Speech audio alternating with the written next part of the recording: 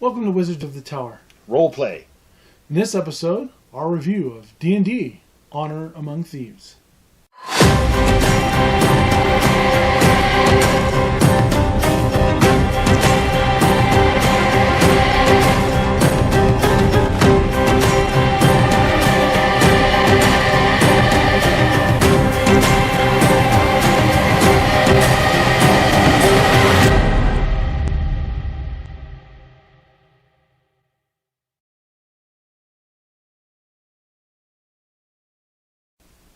Welcome to Wizards of the Tower. Roleplay. And in this episode, we're going to do our review of the recent movie, Dungeons & Dragons, Honor Among Thieves. Yep. Now, first of all, let's kind of go over how we like to rate movies. All right. So we usually pick something that appears quite often in the movie. Like if you have a movie with car chases, we'll rate it as 1 to 5 car crashes. Or if there's helicopters in it, we'll rate it as 1 to 5 helicopters. Or if it's Sharknado, 1 to 5 Sharknadoes, something like that. Yeah. So, it's kind of our fun way of giving a little homage to the movie and then rating it on a scale of 1 to 5. Yep. Now, there have been movies that we've given less than 1, but typically it's 1 to 5. Most movies get at least a 1. Right. There's been a couple. Effort. Because of the effort. There's been a couple where we've given them halves, but we're not going to mention those today. Yeah.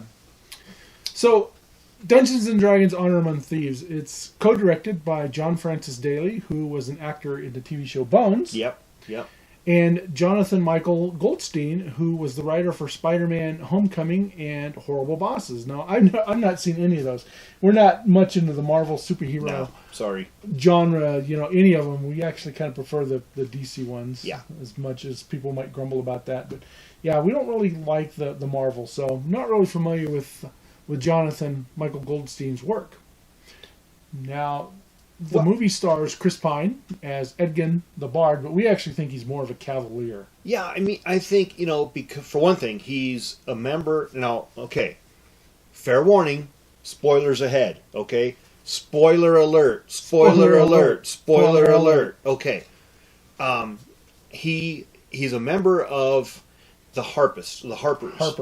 Sorry. I'm not very well versed in this sort of lore of this world. Forgotten Realms. This movie takes place. Delaney's more into Forgotten Realms. Okay, I'm more of a Pathfinder guy, that kind of stuff. So I know a little bit more about that. But I guess he's a secret agent of the Harpers.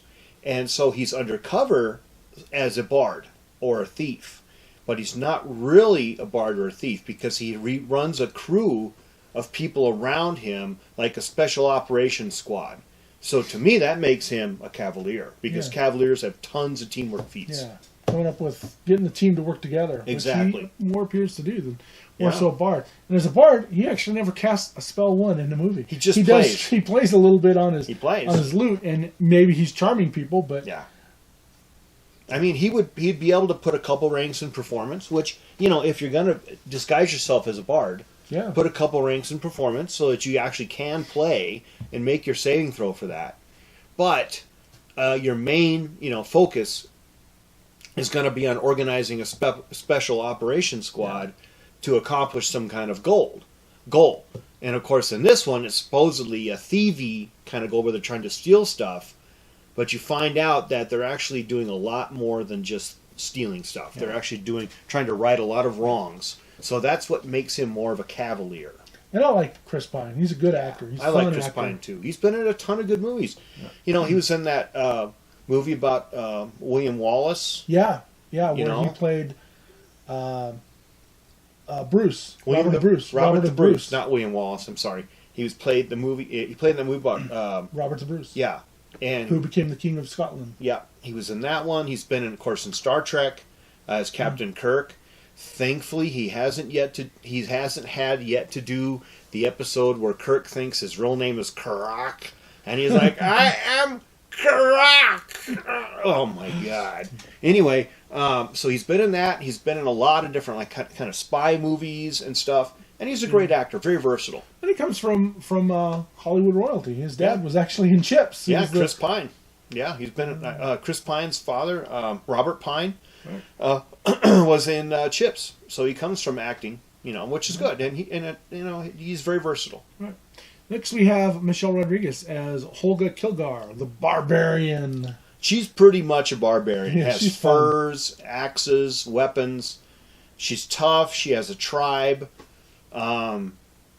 She has a little bit of a thing in there where she likes little people. Her husband is like 2 feet tall.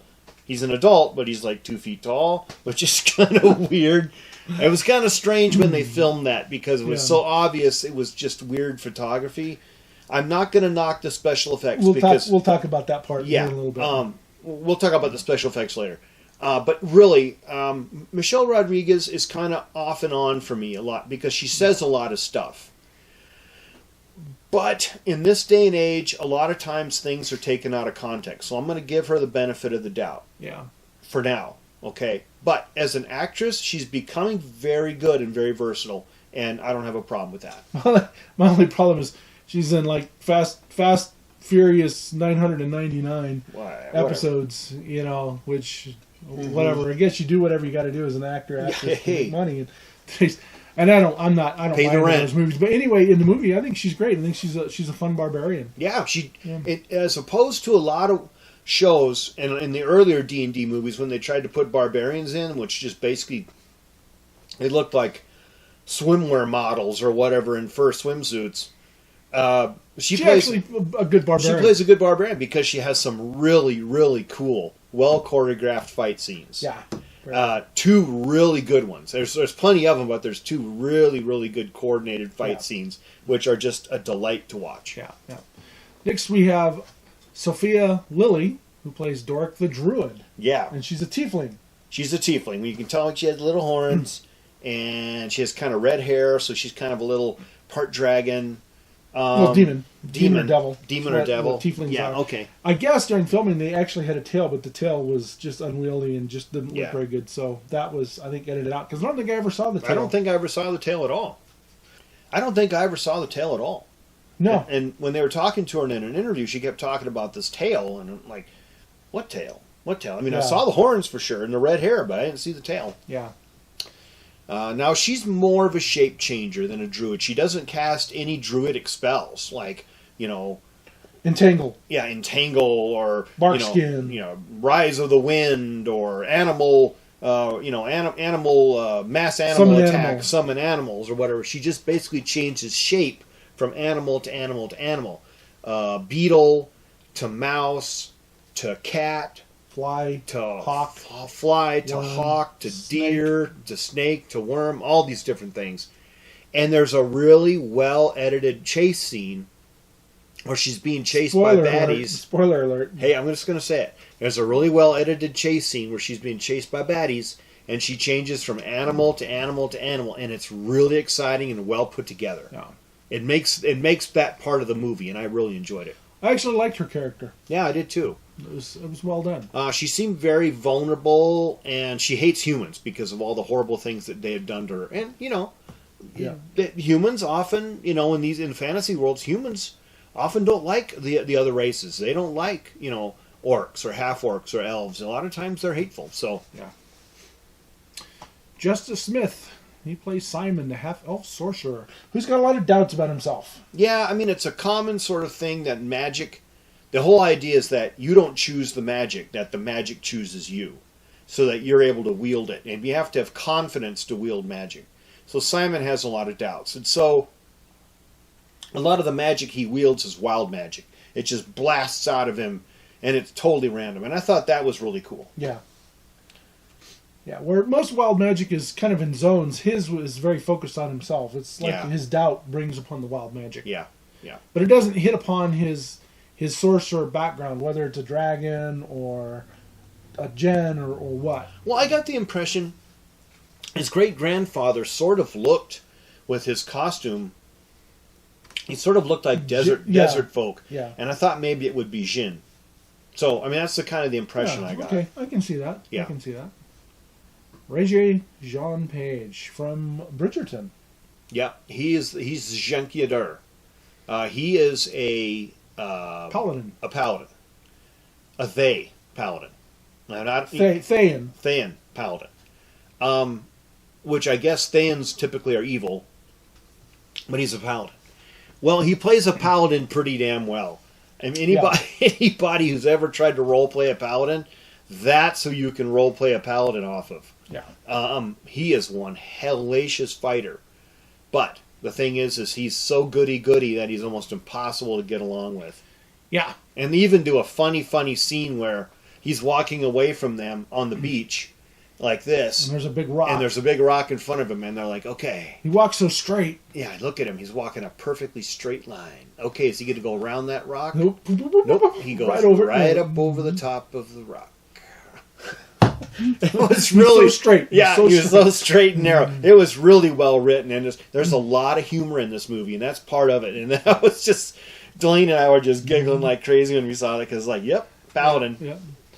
Then you have Daisy Head, who is Safina the Red Wizard.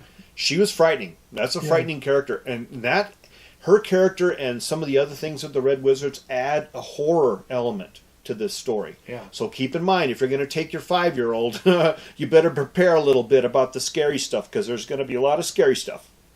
Yeah, she's frightening. I at first thought she was one of the Olsen girls because of just the way she looked and that makeup. Her soulful eyes, the way she would stare, they really did a great job with that, and you get this idea that she's just really just brimming full of black magic. Mm-hmm. You know. Yeah, so. working with Zastam, the head of the Red Wizards. Ugh. And then, lastly, Hugh Grant as Forge. Who's a swindler. Yeah, a swindler. Total psychopath. You know, out for himself, trying to swindle everybody out of everything. Dishonest, a liar. Totally chaotic neutral. He's out for himself and nobody else. Now, I haven't really seen Hugh Grant that much on screen lately. I don't know like what he's been doing, if he's doing TV shows or guest starring or whatever.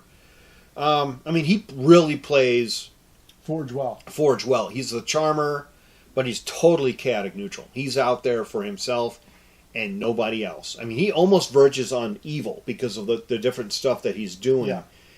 However, he isn't quite evil because he's trying to take care of Edgin's daughter, you know, in a way that he's a father. He kind of wants to have like a father figure and try to kind of control her. So it's not his existence and stuff is not really that of an evil person. Just very cynical, very out. He's completely, totally out for himself. Yeah. Okay. So keep that in mind. You know, and that kind of fits Hugh Grant. Yeah. The idea we all have of Hugh Grant. Now, so. alignment-wise, Chris Pine is. I saw him as kind of a chaotic good person. Yeah. He's self-centered. And he's trying to do everything good for either him or his...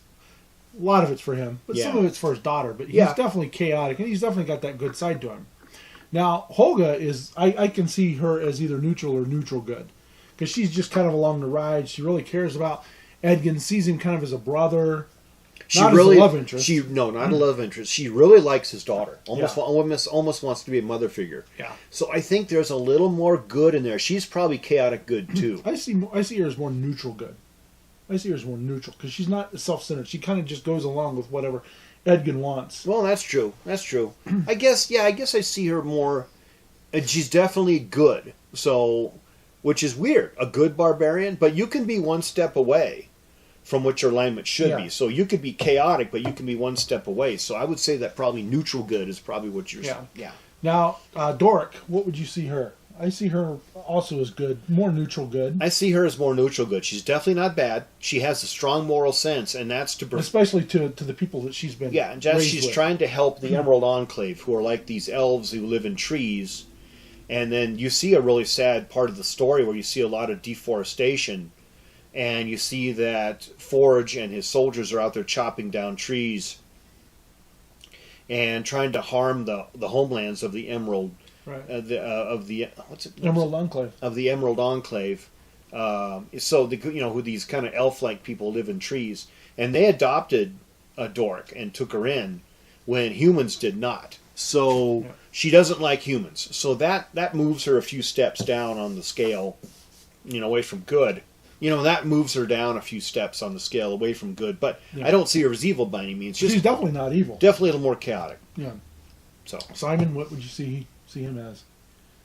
Well, he's good, He's definitely good. but he was trying to steal people's stuff Yes. in that one. So he's not. I would say probably, definitely chaotic. Yeah, would you see him as like... But he's neutral? not really good because he was trying to steal those belongings from the people. He's trying to Right. fleece them. He's more chaotic neutral. Yeah. But he's more chaotic neutral on the good side, not the bad side. Yeah. And of course, Zink, we know, is lawful good because he's the paladin who Yeah, walks the straight yeah, line. yeah. And of course, Daisy had Sophia. Yeah, Sophia. Sophia is definitely chaotic evil. She's as chaotic evil as they come, or maybe lawful evil. I would say she's more lawful evil. Yeah, Because, okay, she's working with Zastam, and she's Yeah. working for his agenda. yeah, lawful evil people have an agenda, like Yeah. like Darth Vader. And she's willing to work with whoever she needs to work with. Yeah, I mean, if she was chaotic evil, she would just be slaughtering everybody in sight just to Right. do it. Yeah. Or even if she was neutral evil, I mean, maybe she's more neutral evil, I see her as more lawful because she's following that path of... and she's following somebody else's orders. Yeah. Okay, Yeah, for the Yeah. betterment of that makes group, more yeah. sense. Okay, And of course, we already hit upon Forge as being more chaotic neutral. yeah, he's really close to the evil side Right. of chaotic neutral. He's not like Simon. He's a more of an evil guy. You know what I mean? He's someone that you absolutely do not want to trust. Whereas Simon, you feel that you could probably trust him, but he just does roguish things. So Yeah, yeah. So let's get into the overall story. You know, Sure. there were things that I really liked about it. There were things that I didn't like. So first of all, I've known the Forgotten Realms since Forgotten Realms released, and I've had the box sets and a lot of the books. In fact, I've got a Karen Weinstead, whatever. Weinstead, yeah, Book of the Forgotten Realms, which is a really good map cool. book up here. So I've known the Forgotten Realms, and I've run games out of the Forgotten Realms. I've played a lot in the Forgotten Realms. It's changed a lot. I've read a lot of the books on the Forgotten Realms, the Drit series, and many others, the Moonshays, and Yeah, God, there's a ton of books that I've actually read that were Forgotten Realms. Mhm. So the lore was really there. There was Yeah. a lot of that lore. Yeah. Having Neverwinter, of course, Neverwinter. A lot of people know it from the games and from the PC games, and of Well- course Thay. Having the Red Wizards of Thay, and I immediately knew, Zastam. And when they started bringing in Zastan, and you couldn't see him, I leaned over to Tom and I said, "He's a lich." yeah. You would see him sort of fade in and out of the shadows, glittering eyes, skull-like face as he was talking, and that's another part of like the horror Yeah. element. Before, like I said, you even saw him. I was leaning over Yeah. to Tom in the movie saying, "He's a lich." Yeah. That's Zastan. He's Yeah. a lich, and Yeah. he's kind of like the controller of the I can't remember the name of the groups. There's a group of wizards that rule Thay, and he's the head of them. Yeah, so he would be the despot, the main baddie, the boss. Right. And he lives.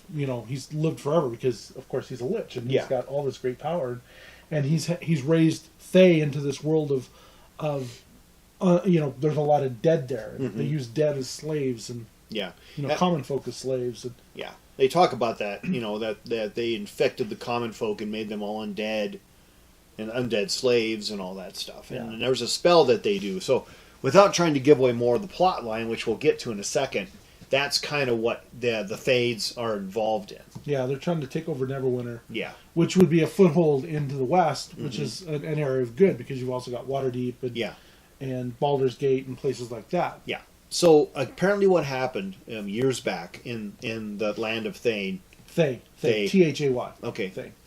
in that land, the wizards got all the people in the country together for a giant festival. Then they cast a horrific spell that brought down evil, This Red Death. this red death that came and infected everyone and made everyone undead slaves. Now, when that happened, our paladin character, Zheng Jidar, managed to escape, but his parents became undead horrors.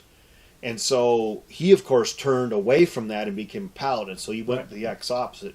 So what the Thaid are trying to do is spread. Right now they're contained within their borders. Yeah. But they're trying to spread out. And so Sophia is, used her magic to let Forge usurp the power of the king of Waterdeep. Not Waterdeep, Neverwinter. Neverwinter. The head person of That's right. Neverwinter. Sorry, of Neverwinter. Put him in a coma so that Forge takes over as kind of the chancellor.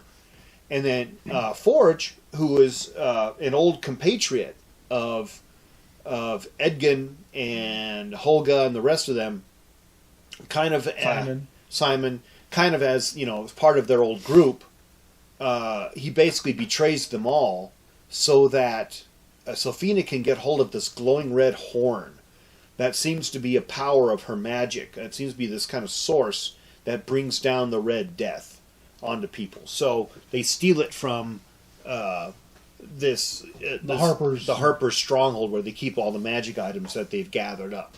Yeah. So it's the plot is sort of revolving around that as a backstory, and then you have Chris Pine, who loses his wife because he betrayed the Red Wizards, and they tracked. Well, he down. didn't. He stole from them. Not necessarily stole from it. He spied on him and did things to the Red Wizards. He hates Thayans. Yeah, and they tracked his family down and killed his wife, but his wife had hidden his baby in a secret hiding space, and so he hated Thayans. He hates Thayans because of that, and so he ends up in prison. He's trying to resurrect his wife by using this tile of resurrection, and it doesn't quite work out. So he and Holga end up in prison, and then they have to escape. And when they escape, it's really kind of cool because they show a montage of a map, and you see at the top that they're up here in Icewind Dale. Yep, Spine of the World. And they move down in Spine of the World, and they move down, and they go through these different lands, and then they finally end up in Neverwinter.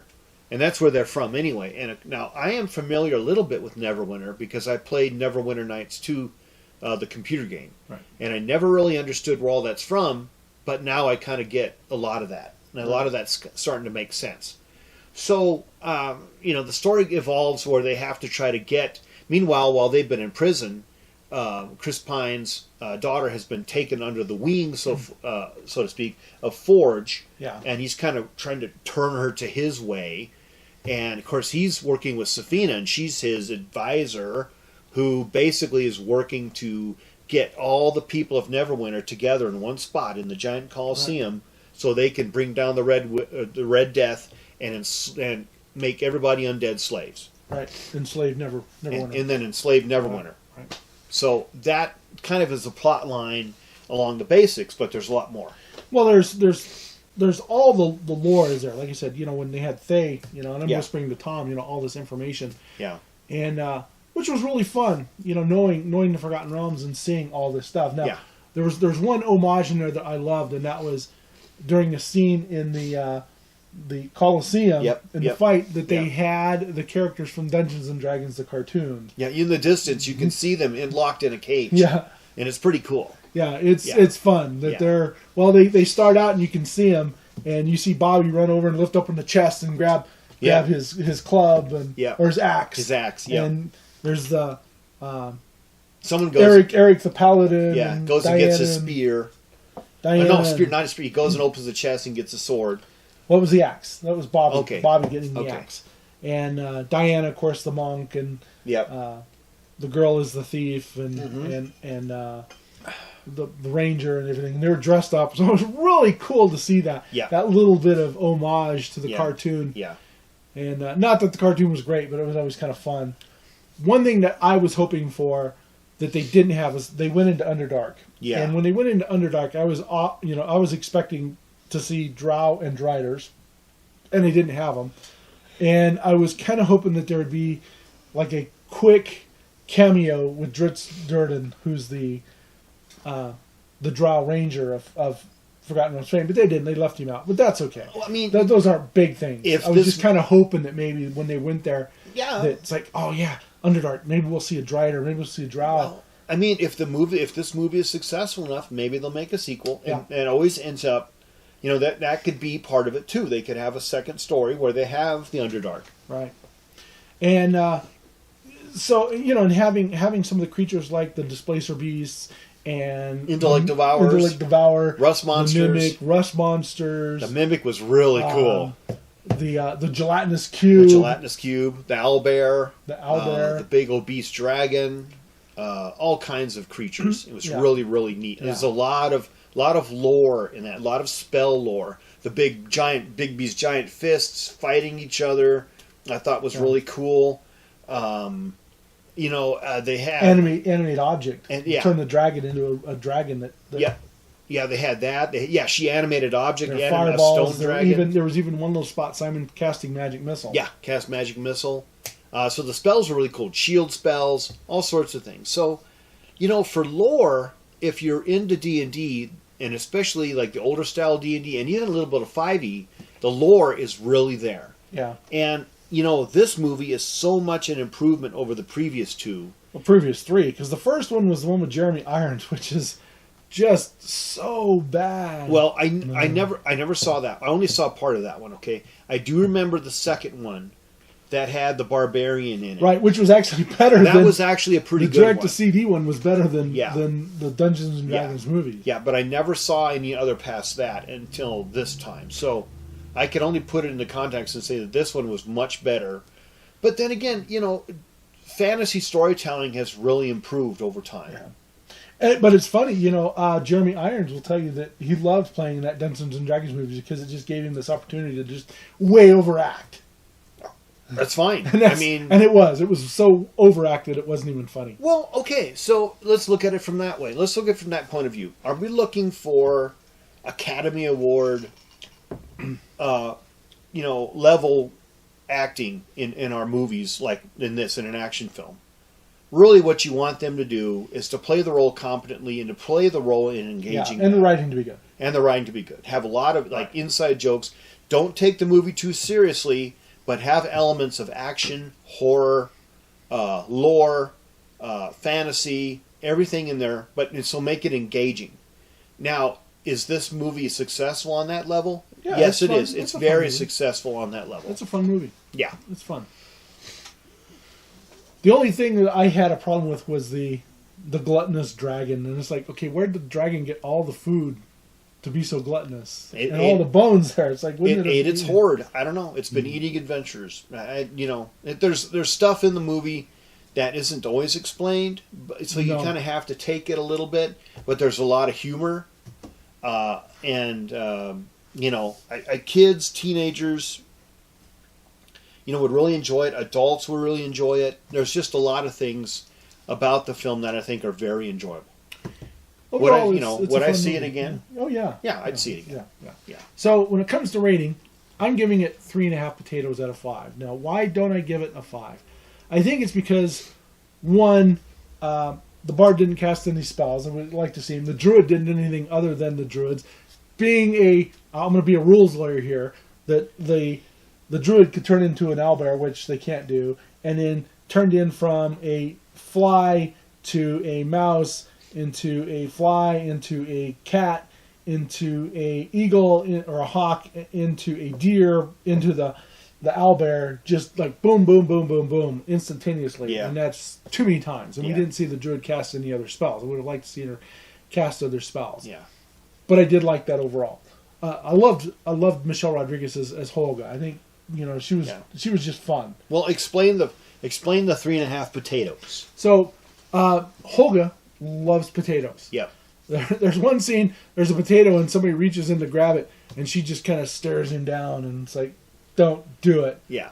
Now, there was one creature at the very start. I couldn't figure out if it was an orc, it was a bugbear when they're in jail. That was a bugbear. Yeah. That's what I thought. It was a bugbear. Yeah. Just because the way it looked. It kind of had the ears, but it kind of looked orcish too.